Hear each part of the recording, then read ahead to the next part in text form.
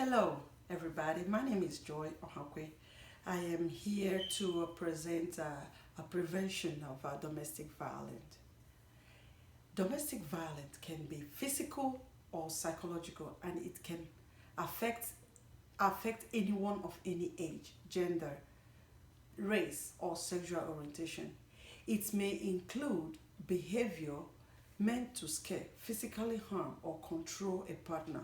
While every relationship is different, domestic violence generally involve an unequal power dynamic in which one partner tries to assert control over the other in variety of ways, like insults, threats, emotional abuse, and sexual coercion, all constitute domestic violence.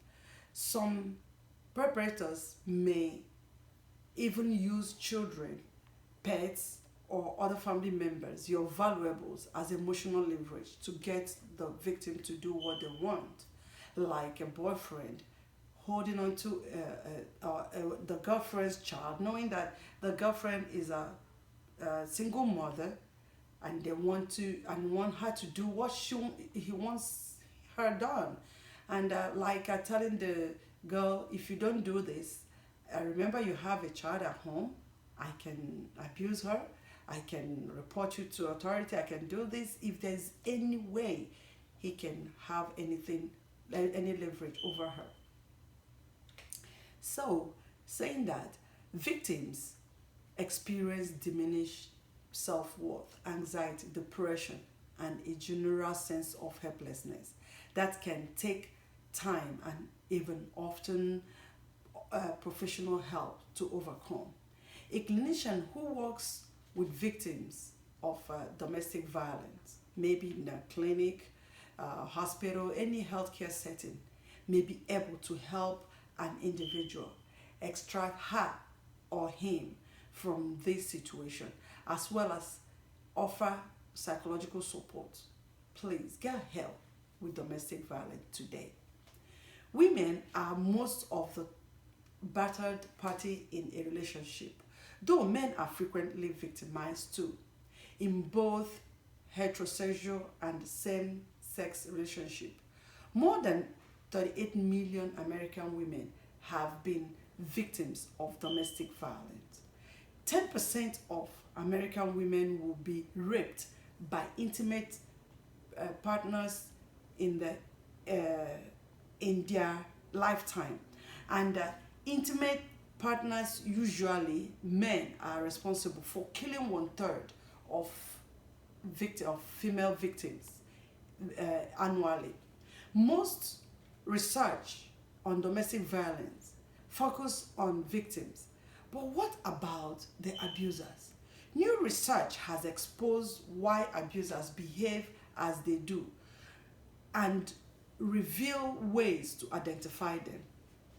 Identification of perpetrators, raising awareness about abuse, and giving women lifeline to get out of their situation are all keys on ending domestic violence.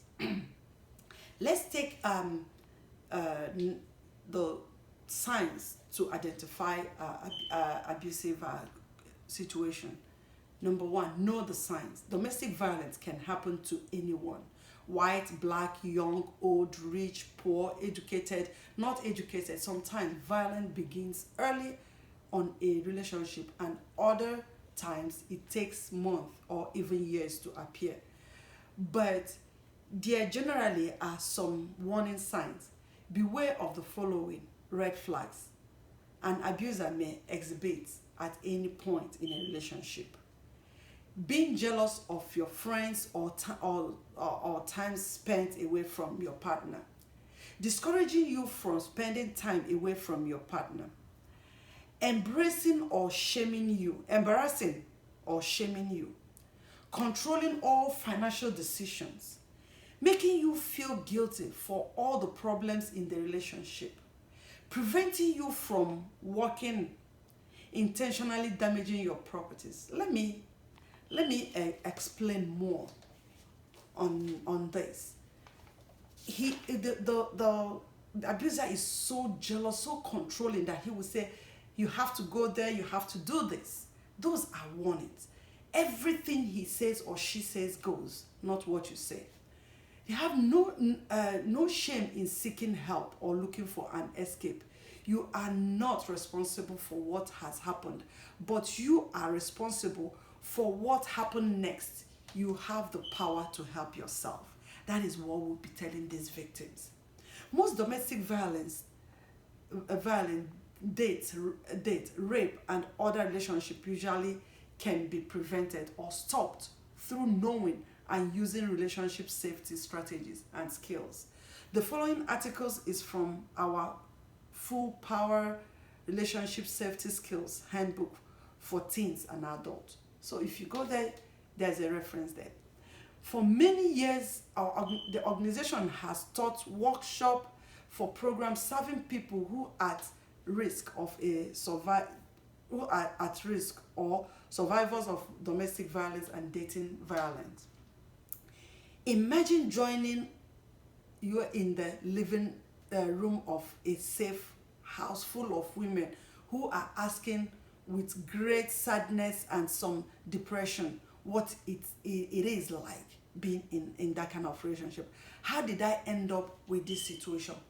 What could I have done differently? How can I keep my children and myself safe now? Their children are being cared for in some other place. We have time alone with these mothers to ask them. If you go to all the Christians fellowship in the community, they bring out a lifeline for domestic violence, for women, for battered women, battered men, children. Personal safety skills will not solve the society cause of domestic and dating violence, and they will not work all the time. But these skills can help people avoid getting into destructive relationship, make the best of a bad situation, preserve their sense of self-worth, and keep looking for a way to get help. Here are some other common questions we get about violence in intimate relationship, plus detailed strategies for assessing potential abuse or violence in relationship, and how to make and carry out effective safety plan for the adults and any children who also may be affected. When a child is always feeling scared, cannot express themselves, look unkept, always are hungry, always looking all around, and anxiety, anxious. When you see an elderly person coming to her, the person will be startled. Those are the time you will sit down and start asking questions. How are you today? How are you feeling? Do you want this? Start from little things. Start from how was your night? Start from asking them their name. Start with something. Start from do you feel like you want to change your clothes? Start from something that will make them open up. And then tell them that their life is in their hands. If they act now, they will be safe tomorrow. The technology revolution has opened up new ways for abusers to dominate, intimidate, and control the people in their lives through manipulation, cyber stalking, and emotional blackmail. Even in the social media, where they go bully and threaten people. But the #me tag movement and new research have exposed ways of abuse victims to fight back and free themselves from the fear and control of dangerous abusers. So with this, I want to persuade everybody. It touches everybody, not just one person. Because if a happy society will make a good nation, if we all will come out and help with this domestic violence, if you always keep hearing noises from your neighbor, try to be helpful. Sometimes if it's the woman coming out with black eye, try to give the woman a number to call secretly. Because if you asking her, she might not tell you, but secretly give her a number. Secretly be her friend. Talk to her, greet her, give her a cheerful face. She will know that this person meant well. We all have to be in this to prevent domestic violence. Thank you and God bless.